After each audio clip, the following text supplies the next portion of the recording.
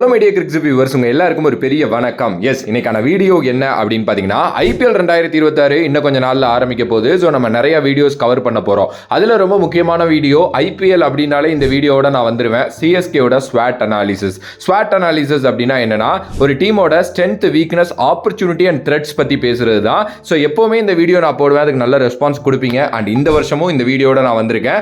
S, இப்போ வந்து பார்த்தீங்க அப்படின்னா சிஎஸ்கேவோட ஸ்ட்ரென்த் பற்றி பேசலாம். ஃபர்ஸ்ட் ஸ்ட்ரென்த் அப்படின்னு எடுத்தோம்னா young and aggressive batting core வந்து சிஎஸ்கே கிட்ட இருக்கு.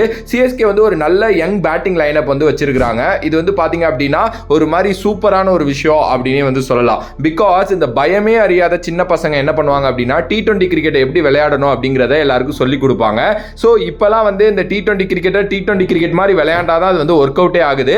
லாஸ்ட் இயர் சிஎஸ்கே பண்ணதெல்லாம் நம்மளால மறக்கவே முடியாது. பட் இந்த வருஷம் அது வந்து நடக்கவே நடக்காது. இந்த young and aggressive batting core வந்து அதை பிரிச்சு எடுத்துருவாங்க. ரெண்டாவது, captain leading the batting. Yes, நம்மளோட ருத்ராஜ் ஜெய்க்வாட் வந்து பாத்தீங்க அப்படின்னா அவர் எப்பவுமே ஒரு நல்ல பிளேயரா இருந்திருக்காரு. பட் லாஸ்ட் ஃபியூ இயர்ஸ் வந்து அவர் வந்து பெருசா வந்து அந்த ஐபிஎல் ஒன்றும் பண்ணல. ஏன்னா இன்ஜூரி அது இதுன்னு சொல்லிட்டு நிறைய அவர் பின்னாடி இருந்துச்சு. பட் ஒரு நல்ல டொமஸ்டிக் சீசன்ல இருந்து வராரு. இந்தியாவுக்காக ஒரு செஞ்சுரி அடிச்சார் ஓடிஐல.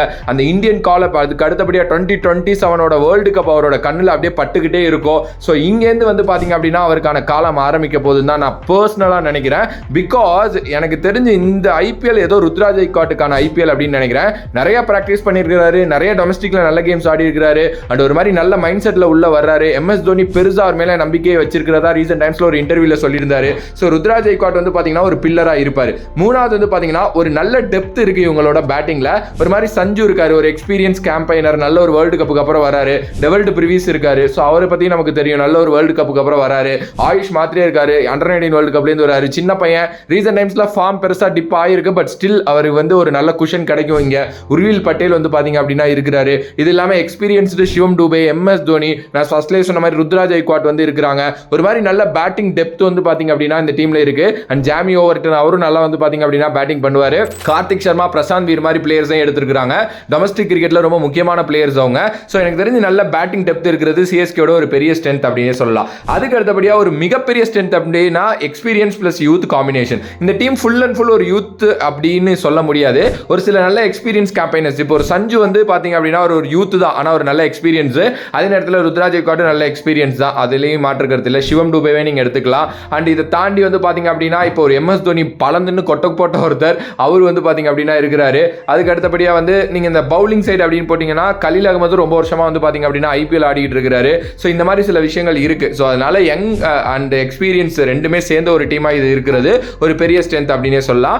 அதுக்கு அடுத்தபடியா ஃபியர்லெஸ் அப்ரோச். நான் ஃபர்ஸ்ட் சொன்ன பாயிண்ட் தான். ஸோ ஒரு ஃபியர்லெஸ் அப்ரோச் இந்த வருஷம் சிஎஸ்கே கிட்ட இருந்து பார்க்க போறோம். அது எனக்கு தெரிஞ்சு சிஎஸ்கே டீமுக்கு மட்டும் இல்லாமல் சிஎஸ்கே ஃபேன்ஸுக்குமே ஒரு பெரிய ஸ்ட்ரென்த்தா இருக்கும் அப்படின்னு நினைக்கிறேன். Coming to the weakness point, இது ரொம்ப ரொம்ப கவனிக்கப்பட வேண்டிய ஒரு விஷயம். ஃபர்ஸ்ட்லி வந்து நல்ல எக்ஸ்பீரியன்ஸ் அண்ட் யங் டீம் அப்படின்னு நான் சொன்னேன். பட் ஐபிஎல் எக்ஸ்பீரியன்ஸ் இந்த யங்ஸ்டர்ஸுக்கு எவ்வளவு இருக்குன்னு நம்ம பார்க்கணும்.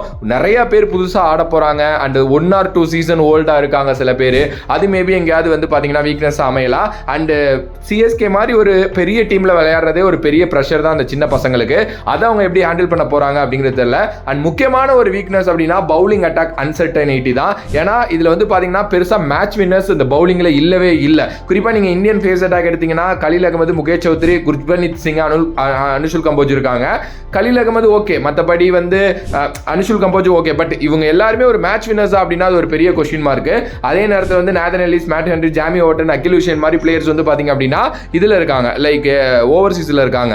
அவங்களும் பெரிய ஒரு மேட்ச் வின்னர்ஸா அப்படின்னா அதுவும் கிடையாது. ஸோ இது வந்து மேபி எங்கேயோ சிஎஸ்கேவை பாதிக்கும் அப்படிங்கிறது தான் எனக்கு தோணுது. இந்த பவுலிங் அப்படிங்கிறது வந்து பாத்தீங்க அப்படின்னா ரொம்ப ரொம்ப கன்சர்னா சிஎஸ்கேக்கு இருக்கு.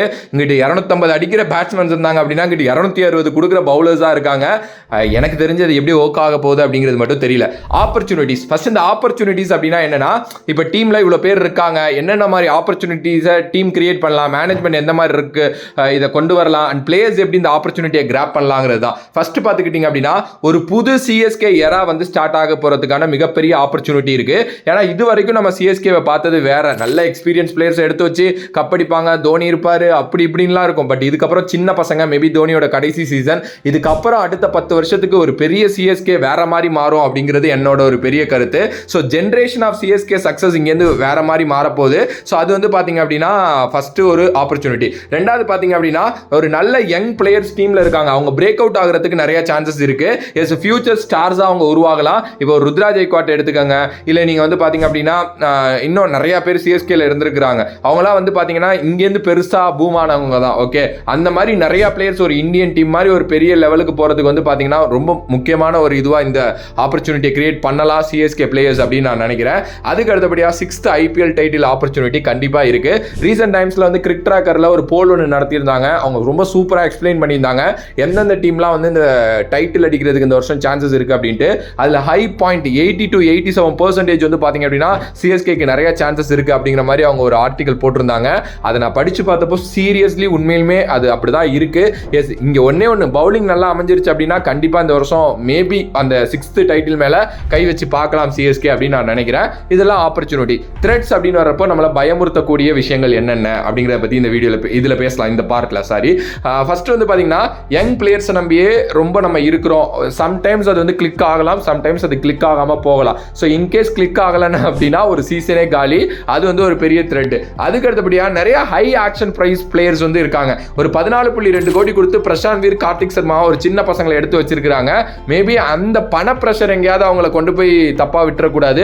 அதுவும் ஒரு பெரிய த்ரெட்டா இருக்கும். பிகாஸ் கார்த்திக் சர்மா வந்து 11ல் இருப்பாருங்கிற மாதிரி நான் கேள்விப்படுறேன். ஸோ பாப்போம். அதுக்கு அடுத்தபடியாக வந்து எக்ஸ்பெக்டேஷன்ஸ் எப்பவுமே சிஎஸ்கே மேல இருக்கும். பட் அந்த பெர்ஃபார்மன்ஸ் வந்து பாத்தீங்கன்னா எப்பவுமே சிஎஸ்கேக்கு த்ரெட் அமையும். லாஸ்ட் சீசன் அதுக்கு ஒரு பெரிய எக்ஸாம்பிள். ஸோ அதுவும் வந்து பாத்தீங்க அப்படின்னா நடந்துடக்கூடாது. பொதுவாக இந்த ஸ்வாட் அனாலிசிஸ் முடிஞ்ச உடனே நான் ஒரு டீமோட மார்க் மாதிரி ஒன்று சொல்லுவேன். என்னை பொறுத்த வரைக்கும் ஹை சான்ஸ் சிஎஸ்கே இந்த வருஷம் நல்லா பண்றதுக்கு இருக்கு. மேபி ஒரு 80% நான் வந்து சிஎஸ்கேக்கு கொடுப்பேன் அப்படின்னு தான் என்னால் சொல்ல முடியும். என்னை பொறுத்த வரைக்கும் சிஎஸ்கே எங்கே லேக்காக இருக்காங்கன்னா பவுலிங் யூனிட் மட்டும் தான். பட் ஓரளவுக்கு கலீல் அகமது போன வருஷம் மாதிரி பண்றாரு, இல்லை நீங்க எங்கிட்ட நூர் அகமது நல்லா பண்றாரு, அதுக்கப்புறம் அனுஷுல் கம்போஜுக்கு இந்த சீசன் நல்லா அமையுது. ஃபாரின்ல வந்து மேட் ஹென்ரி இருக்காருல்ல, அவர் ஆடினா அவர் நல்லா பண்றாரு, இல்லை அகில் ஹுசேனுக்கு ஒரு நல்ல சான்ஸ் இருக்கு ஆல்ரவுண்டரா இப்படிங்கிறதெல்லாம் இருக்கு. இல்லை இது வந்து பாத்தீங்க அப்படின்னா கண்டிப்பா நல்லா ஓக் ஆனிச்சுன்னா சிஎஸ்கே வந்து ஒரு மாதிரி நல்லா பண்ணுவாங்க. அண்ட் ரொம்ப முக்கியமான ஒரு விஷயம், ரவீந்திர ஜடேஜாவோட பிளேஸை யார் வந்து ஃபில் பண்ண போறாங்க அப்படிங்கிறது. ஏன்னா நிறைய பேருக்கு வந்து பெருசா பேசுறதே இல்லை. ரவீந்திர ஜடேஜா ஒரு மிகப்பெரிய பங்களிச்சிருக்காரு சிஎஸ்கேக்கு. பட் அவரோட பிளேஸை எக்ஸாக்டா மாத்துறதுக்கு ஒரு ஆள் வேணும். ஒரு அகில் ஹுசேனோ இல்ல பிரசாந்த் வீரோ யார் இருக்க போறாங்கன்னு எனக்கு தெரியல எக்ஸாக்டா. பார்க்கலாம், வெயிட் பண்ணி. அண்ட் உங்களோட கருத்து சிஎஸ்கேயோட ஸ்வாட் அனாலிசிஸ் பத்தி என்ன அப்படிங்கறத வந்து மறக்காம கமெண்ட் பாக்ஸ்ல கமெண்ட் பண்ணுங்க.